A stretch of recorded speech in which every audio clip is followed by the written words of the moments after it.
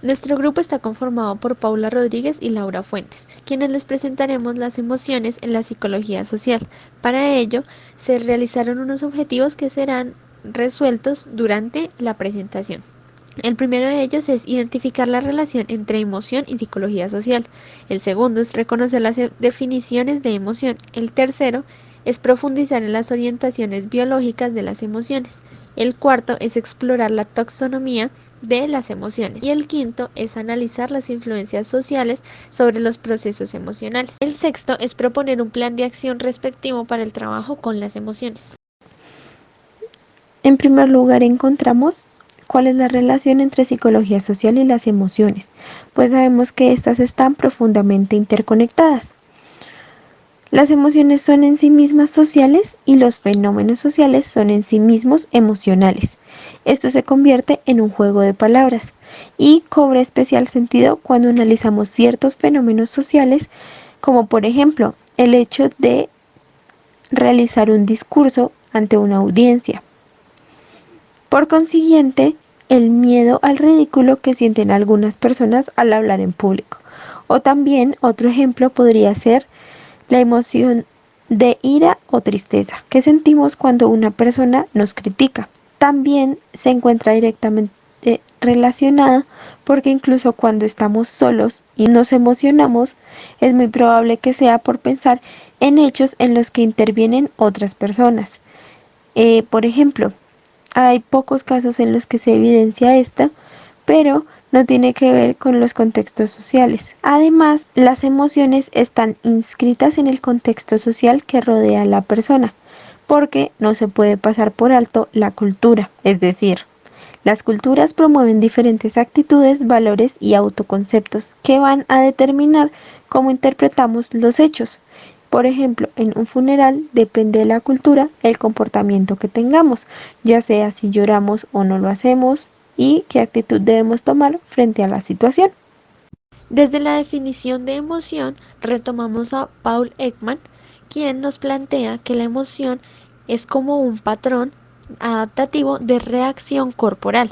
En gran medida este es innato, sin embargo es producto de la filogénesis que tiene como componentes esenciales atributos fisiológicos y motores, expresivos, en particular faciales.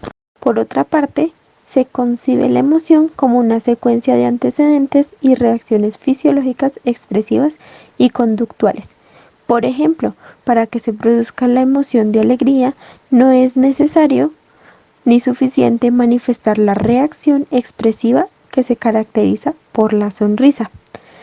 Esto quiere decir también que la emoción puede ser definida como un conjunto de respuestas o de procesos activados por un estímulo desencadenante. Por ejemplo, en la muerte de un ser querido, el estímulo produce la emoción de tristeza, lo que significa y puede caracterizar por los siguientes atributos. Serían la postura decaída, el llorar, el hablar poco, el sentirse abandonados o el abandono del contacto social, sentirse nostálgica y tener impotencia, entre otras características. En cuanto al estado de ánimo, se diferencia de las emociones en que dura más tiempo, tiene menor intensidad, es difuso y global. Una diferencia con las emociones es que no tiene una razón concreta a diferencia de las emociones. Un ejemplo de ello es tomar un café y sentirse muy contento. Este sería un ejemplo de la emoción. A diferencia de un día levantarse y sentirse muy triste sin alguna razón. Este llegaría a ser un estado de ánimo. Las emociones y los estados de ánimo tienen en común que ambos son afectos. Los afectos pueden ser positivos o negativos. Esto quiere decir que permiten a las personas conocer el valor e intensidad que tienen las distintas situaciones ante las cuales el organismo se activa o no. Cabe resaltar que los afectos no intervienen en procesos cognitivos. Aquí podemos plantear un ejemplo como lo es el placer que produce la droga. Este es un estímulo capaz de engañar al sistema emocional en la medida en que se producen reacciones afectivas positivas. Es decir, hace que el organismo valore dicho estímulo como positivo, cuando en realidad un análisis de consecuencias llevaría a evaluarlo como negativo. El sentimiento es una expresión subjetiva de la emoción. Esto significa que es la evaluación que la persona realiza cada vez que se enfrenta a una situación. También las emociones son consideradas como procesos intensos pero breves, mientras que los sentimientos son impresiones profundas adquiridas en el proceso de socialización.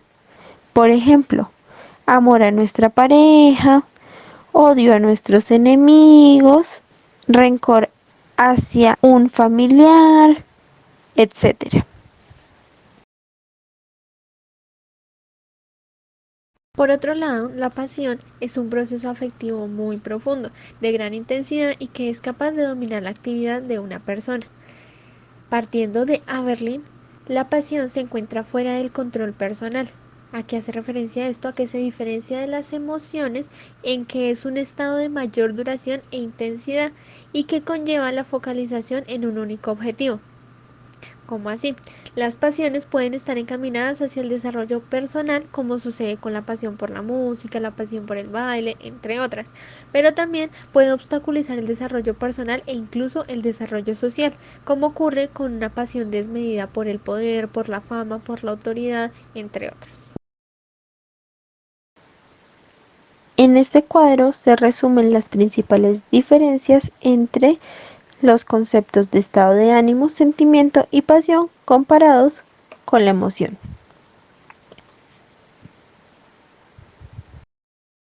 La orientación biológica parte del psicólogo norteamericano William James. En 1884 formuló la primera teoría moderna de la emoción. Por su parte, el fisiólogo danés Karl Lange llegó a conclusiones similares. Sin embargo, William James en 1842 a 1910 fue el primero en hacer explícitas las ideas del evolucionismo de su época e integrarlas en la teoría de la emoción. Uno de sus méritos está en haber señalado que las emociones son el resultado de un proceso. Para que haya emoción tiene que haber cambios en los centros motores y sensoriales. Según la orientación fisiológica de James Lange, los estímulos provocan cambios fisiológicos en nuestro cuerpo y las emociones son el resultado de estas transformaciones fisiológicas. Por ejemplo, cuando observamos que un oso nos amenaza, se van a producir cambios en nuestro organismo, como la aceleración de la frecuencia cardíaca, la respiración más profunda, la descarga de adrenalina, etc. Estas alteraciones fisiológicas, cuando son percibidas por la persona, dan origen a las emociones, en este caso el miedo, y lo podemos evidenciar en esta imagen.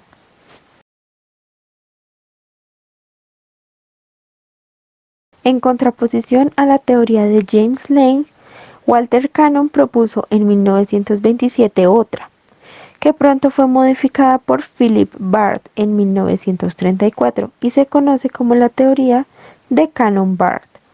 Esta postula que cuando una persona se enfrenta a un evento que le afecta de alguna manera, el impulso nervioso viaja directamente al tálamo donde el mensaje se divide.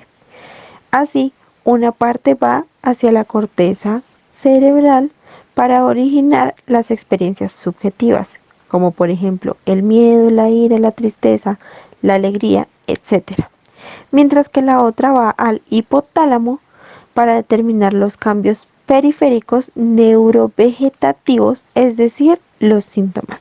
Por lo tanto, las reacciones físicas y la experiencia emocional ocurren conjuntamente, no una después de la otra. Por eso, como se muestra en la primera imagen, cuando vemos al toro, sentimos miedo y nos echamos a correr de manera simultánea, por lo que ninguna de estas acciones precede a la otra. La teoría del feedback facial se ubica dentro de la orientación biológica.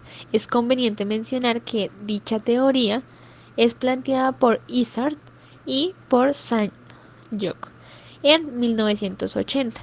Según esta teoría, la expresión facial y la postura corporal son esenciales para experimentar una emoción.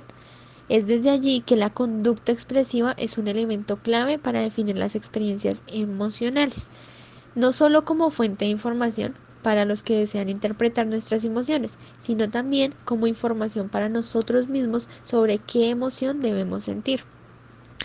En esta misma línea de la propuesta de James, según la cual la percepción consciente de los cambios corporales genera la percepción de una propia emoción. La teoría de embodiment defiende que las respuestas corporales facilitan el procesamiento cognitivo de los estímulos emocionales. Es de esta forma como se ha podido comprobar que imitar la expresión facial del modelo sobre el que tenemos que hacer el juicio emocional facilita la exactitud del reconocimiento. Entonces, a esto nos referimos con que es más diferenciador poder identificar ciertos rasgos faciales que nos permitan identificar cuál es la emoción del sujeto. Desde allí nos va a facilitar ese juicio y dar esa exactitud en dicho reconocimiento. ¿Tienes alguna pregunta o reflexión?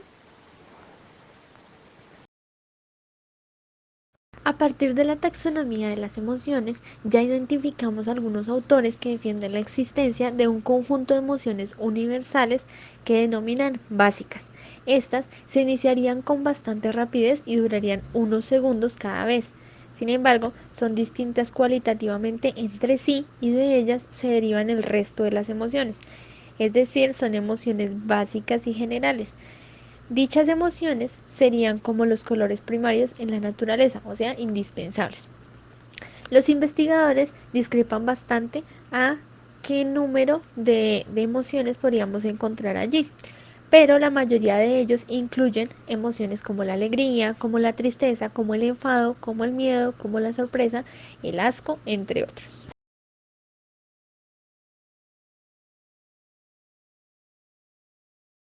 En los supuestos que deben cumplir las emociones básicas, entendemos que para que una emoción sea considerada básica, debe cumplir con las siguientes características.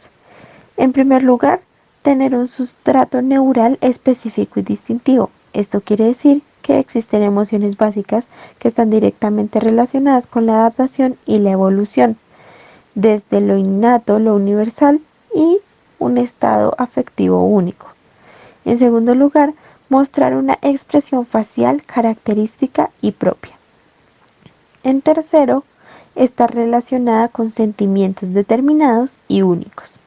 En cuarto lugar, derivar de procesos biológicos. Y en quinto, posee funciones adaptativas. Entre los criterios expuestos anteriormente, el hecho de poseer una configuración facial específica es de vital importancia y es uno de los supuestos más utilizados para definir las categorías emocionales consideradas como básicas. Además, otro de los elementos importantes que nos permite clasificar las emociones básicas son sus funciones adaptativas. Las funciones adaptativas para cada una de las emociones básicas son: para la alegría, la afiliación. Establece nexos de unión entre personas y favorece las relaciones sociales. Allí se tiene en cuenta la empatía. Para la tristeza, la reintegración aumenta la cohesión social, especialmente con aquellos que se encuentran en la misma situación.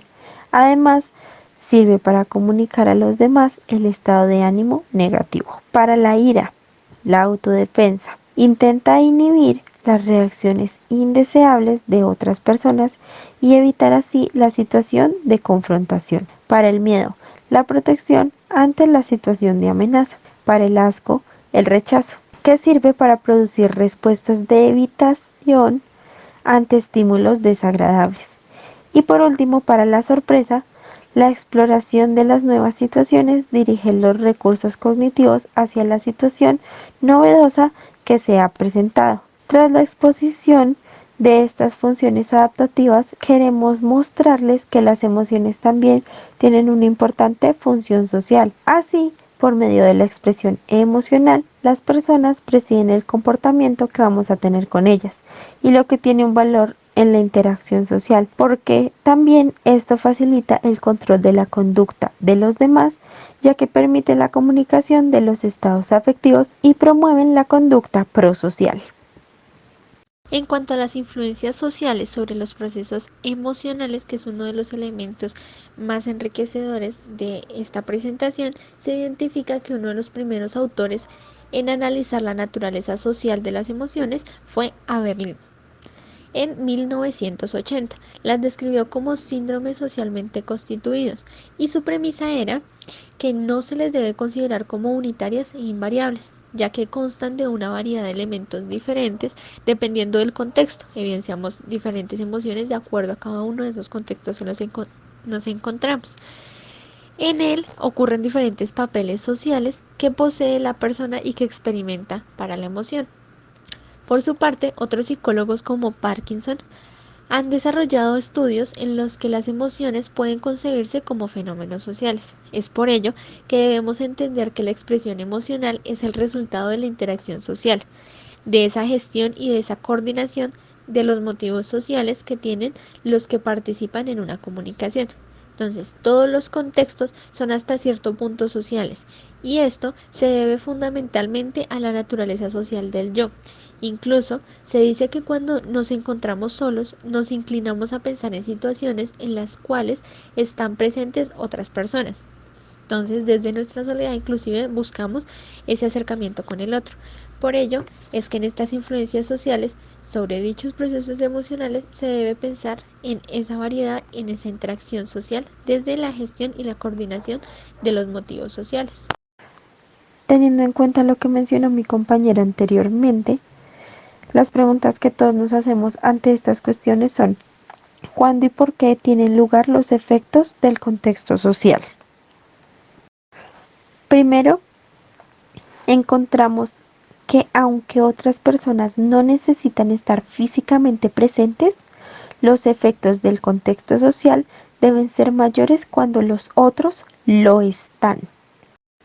Por ejemplo, como lo vemos en la imagen 1, aunque no están físicamente presentes, el contexto influye directamente en su relación. Segundo, la comunicación con ellos debe ser posible. Los contextos de alta sociabilidad generalmente se conciben como situaciones en las que los otros, preferiblemente los amigos, están físicamente presentes y comprometidos en la misma tarea. Por ejemplo, como lo vemos en la imagen, es un grupo de amigos que están intentando llegar a un objetivo en común. Están físicamente presentes y están comprometidos con hacer ganar a su equipo. Y tercero, el papel de los participantes en la situación emocional también es relevante. Por ejemplo, cuando alguien recibe un premio, aquí está directamente relacionado con las personas que forman parte del proceso emocional de la persona la cual ganó el premio, es decir, su familia, sus amigos cercanos, etc. En conclusión, los efectos del contexto social dependen no solo de la simple presencia de los otros, sino de su papel en la situación emocional. Aparte, un aspecto importante es analizar hasta qué punto los otros comparten la misma emoción que nosotros.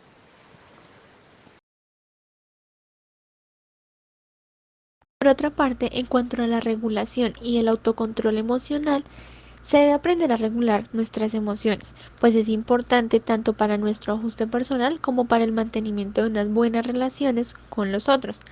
Entre las técnicas que utilizamos para regular estas emociones están los mecanismos cognitivos de autocontrol, es decir, empleamos los pensamientos para regular y controlar nuestras emociones. Además, la cultura puede influir en el grado en el que las emociones se autocontrolan, en la regulación emocional, así como el tipo de afrontamiento primario o modificación del medio frente a otro secundario o de automodificación.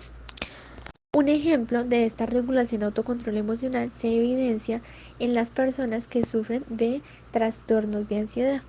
dado que no cuentan con esa regulación y ese autocontrol desde sus pensamientos cognitivos, lo que los lleva a modificar sus emociones cuando se presentan dichos cuadros de ansiedad. Bueno, ahora partiendo de lo anterior y teniendo en cuenta lo trabajado hasta el momento, como mencionamos en el objetivo final, propondremos un plan de acción respectivo para el trabajo con las emociones. Nuestra problemática es cómo afectan las emociones de los niños en el aprendizaje. Como lo planteabas, desde nuestra problemática, la escuela es una olla de presión emocional inmensa, ya que para los niños en cada minuto de clase que pasa es constantemente allí donde se enfrentan a diversas presiones, tanto académicas como presiones sociales. Estas emociones van desde sentirse enojados, molestos, ridiculizados, orgullosos, entre otras, y afectan el aprendizaje. ¿Por qué? Porque influyen en la comunicación, la atención y la memoria. Un ejemplo de ello sería, si una niña se siente agitada o de mal humor y no sabe cómo calmarse o reorientar sus sentimientos, le resulta más difícil concentrarse en el aprendizaje. Le va a ser más difícil poder concentrarse y poder llegar a generar dicho aprendizaje significativo. Bueno, para el plan de acción se darán a conocer los pasos requeridos para consolidar una propuesta basada en el manejo de las emociones en la escuela, teniendo en cuenta elementos significativos como el conocer las propias emociones, la automotivación, la empatía y el manejar las relaciones, ya que estos componentes inciden de manera directa en el aprendizaje del niño. Allí se tienen en cuenta algunas estrategias: el autoconocimiento y la autoconciencia, como la capacidad de saber qué está pasando en nuestro cuerpo y qué estamos sintiendo. Mostrar que la persona con la que se está tratando es importante. Enseñar que en la vida no siempre se puede tener lo que queremos y que cuando se tiene un problema, lo primero que hay que hacer es reflexionar y luego actuar de una forma pacífica, como también la mejor manera de solucionar conflictos es conversando. Comprender la realidad y desarrollar un juicio crítico, dialogar, desarrollar optimismo y autoestima, teniendo en cuenta la capacidad de automotivarse y de motivar a los demás. Cuando se reconocen las actitudes y acciones positivas de los demás y de sí mismo, también se debe señalar con firmeza que algo está mal cuando una acción es negativa. No olvides nunca que la mejor manera de enseñar y educar es mediante el ejemplo, por lo cual se debe tratar a los demás como le gustaría que lo trataran ellos a uno mismo. Allí también se resalta los aspectos positivos por encima de los negativos y reconocer y nombrar las diferentes emociones, realizando ejercicios prácticos para desarrollar la empatía con los demás compañeros de clase, fomentando el diálogo, la apertura, enseñar recursos para controlar la ira, la rabia, y estas son algunas estrategias que pueden utilizar los docentes para fortalecer el desarrollo emocional de sus estudiantes. Aquí también sería importante resaltar el rol que tiene el docente en saber captar los distintos mensajes que le transmiten sus estudiantes para responder a sus intereses y sus necesidades, favoreciendo la comunicación con ellos.